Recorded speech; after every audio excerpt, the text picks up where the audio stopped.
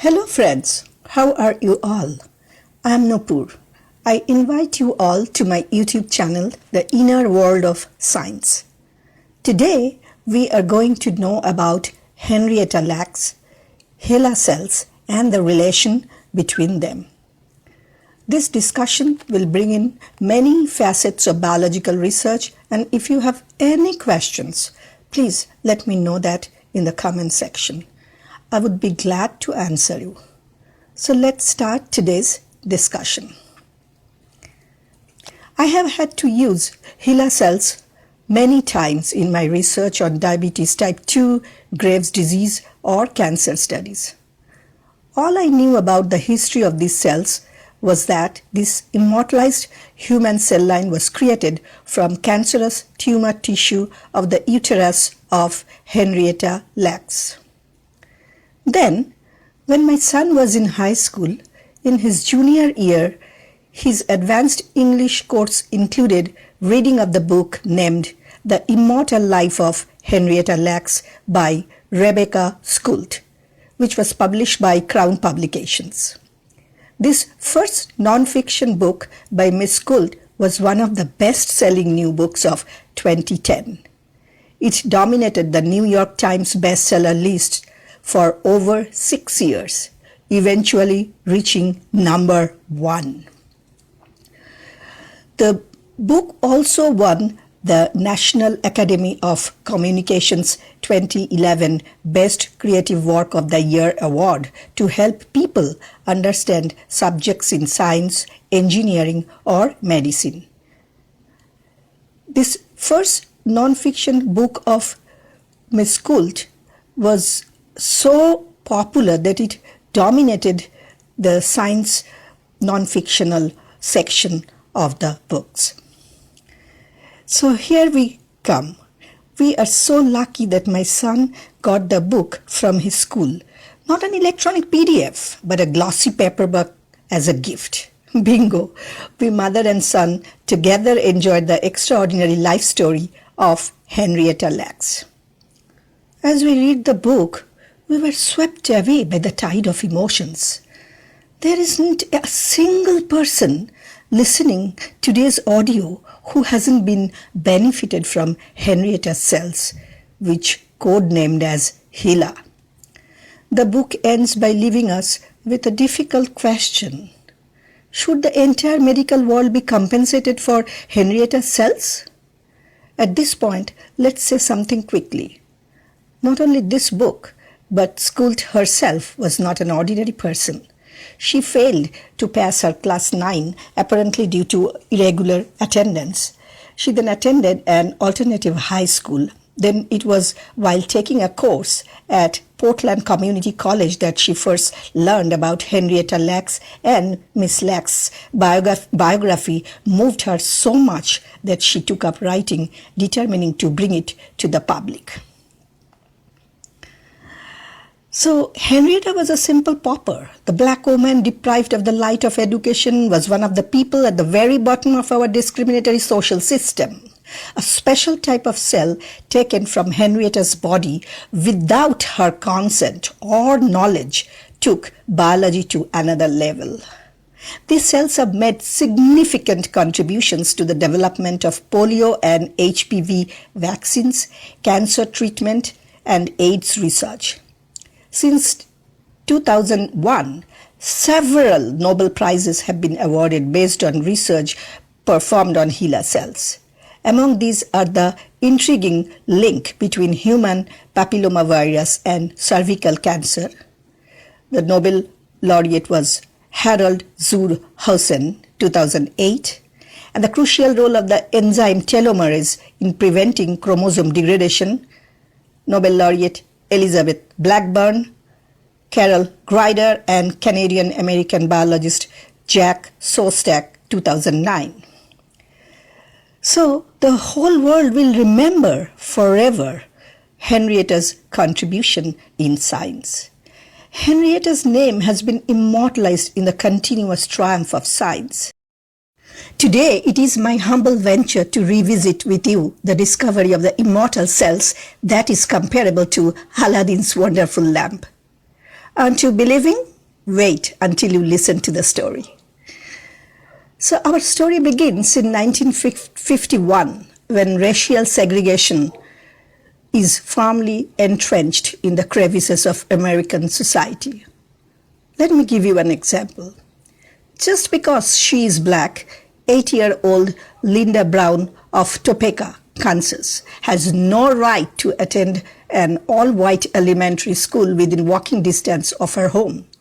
Due to segregation, she had to be bused further away to a school reserved for black children. Remember one thing, that the nationwide civil rights movement of 1954 had not hit the heart of American society at that time yet.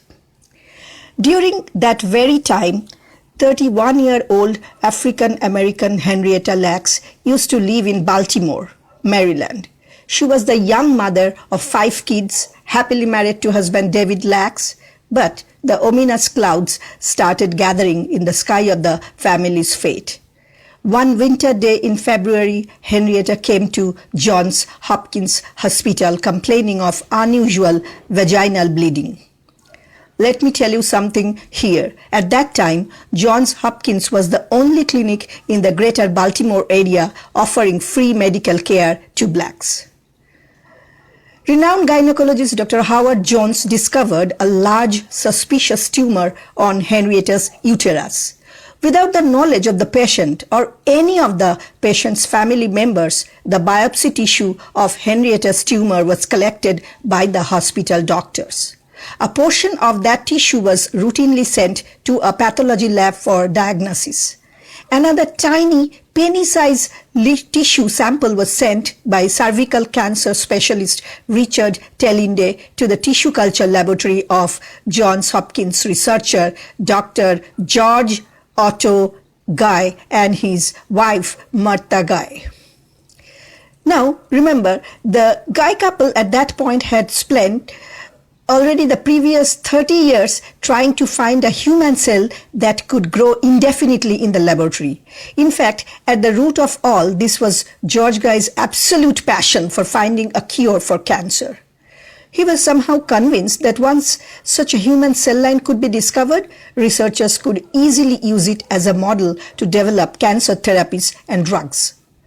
Although scientists had developed animal cells in the laboratory by the 1950s, success in establishing human cell lines was still elusive. So the guys had been experimenting day and night on this subject, isolating countless human cells from various sources, creating culture mediums with a variety of new materials to nourish the cells, such as chicken blood, saline, and placenta. They've left nothing out, but they couldn't go far. Human cells stopped proliferating completely after several cell divisions. Now, when Henrietta's biopsy tissue came into their hands, the Guy couple never imagined that it would lead to the discovery of a cell that would revolutionize medical research. They were dismayed to see that the cancer cells divide only a few times and die and therefore cannot be used for long-term research. But Henrietta's cells are not like that at all. Looking through the microscope, they were amazed to see that the cells grew very easily in the culture medium. The number doubles in one day. In fact, Henrietta's cells continue to divide after division until there is a deficiency in providing them with the right mix of nutrients they need to grow. More surprisingly, HeLa cells, like other cancer cells, do not die after a few cell divisions. The number doubles in one day. In fact, Henrietta's cells continue to divide after division until there is a deficiency in providing them with the right mix of nutrients they need to grow. Hallelujah! While there is a flood of joy in the Gay laboratory, on the other hand, pathology laboratory tests quickly confirm that, unfortunately, the mass of tissue in Henrietta's uterus was indeed cancerous. Henrietta was given radium therapy as part of the surgery and conventional cancer treatments of that time. But the malignant cells were growing rapidly, not only in the laboratory test tubes, but also in Henrietta's body.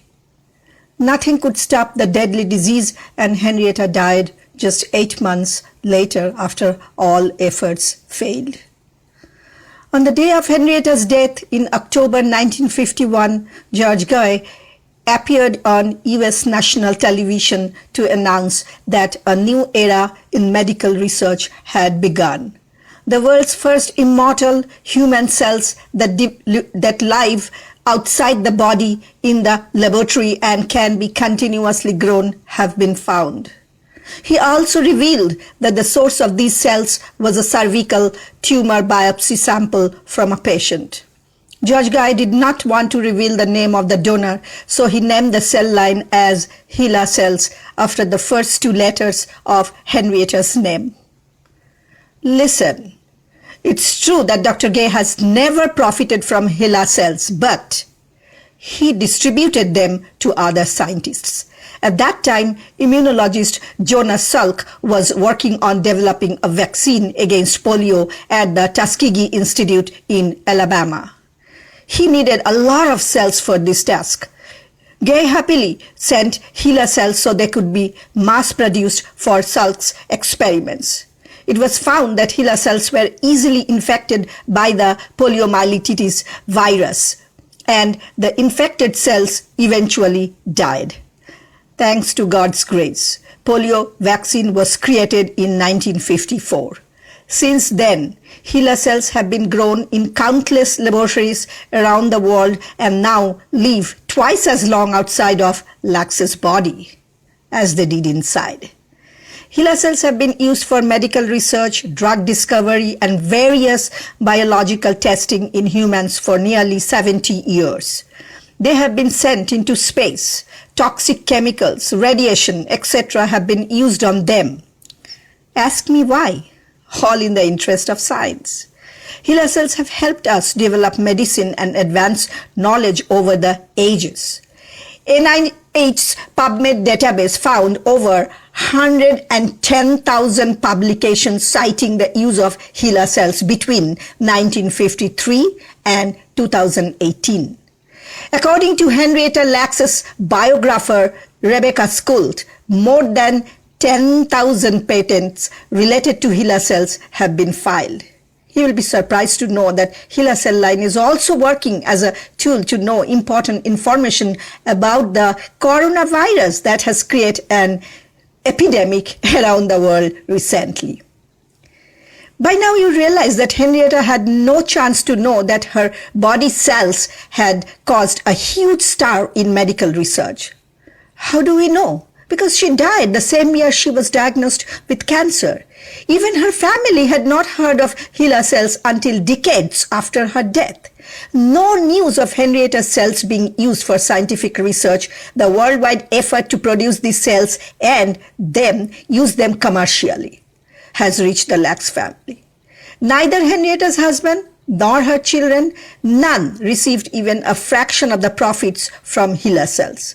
While the medical industry continues to make billions of dollars through these cells, Henrietta's poor family struggles with poverty. They couldn't even get health insurance due to lack of money. Neither Henrietta nor any of her relatives were told about the biopsy. Let me remind this. It was not uncommon at that time, though. Medical tests were also done free of charge only in exchange for the patient's unwritten consent to participate in scientific research. Naturally, Henrietta's family was also kept in the dark for decades about what happened in her cell. But can the truth be ever suppressed? No, never. In 1973, scientists found that the widely based HeLa actually contaminated all other cell samples in the laboratory. Researchers put their hands on the head. Little by little, slowly they came to Lacks' family to ask for more DNA samples. Bingo! Mission accomplished? Yes, everything now came in surface just like broad daylight. Henrietta's family can know all the truth now. However, Henrietta Lacks' case is not the only one. Many other contemporary stories of this kind have initiated a broader discussion of patient rights and the ethics of using patient body parts. These events led to change in the way doctors and scientists thought and many of the consent guidelines commonly used today in medicine and research soon followed. Henrietta never received the fame she deserved, but Johns Hopkins Hospital at least instituted an annual Henrietta Lacks Memorial Lecture in 2010 as a way to honor her significant contributions to biomedical progress. Happily, in 2013, NIH reached a historic understanding with the Lacks family, honoring the Lacks' desire to enable scientific progress while ensuring public recognition of the late Henrietta's enormous contributions. In 2014, Henrietta was also inducted into the Maryland Women's Hall of Fame. This story would remain incomplete without mentioning two more recent incidents. On 13th October 2021, Dr. Tedros awarded Henrietta the WHO Director General's Award. He said, by honoring Henrietta Lacks, the WHO is recognizing the importance of righting past scientific injustices and advancing racial equity in health and science. Doing this is an opportunity to recognize women, especially non-white women, who have made incredible contributions to medical science but often remain invisible to us. Presenting the Henrietta Lacks Award to her 87-year-old son, Lawrence Lacks, at a ceremony at WHO headquarters in Geneva, Dr. Tedros said, "What happened to Henrietta was wrong." Tedros also noted that Lacks lived at a time when racial discrimination was legal in the United States and remained widespread even if it was not legal in most countries. The other descendants of Henrietta who sat in that crowded meeting must have felt tears of triumph mixed with pride that day. The second case is this. The family of Henrietta Lacks sent the biotechnology company later Thermo Fisher protesting the huge financial profits from Henrietta's cells taken without her consent.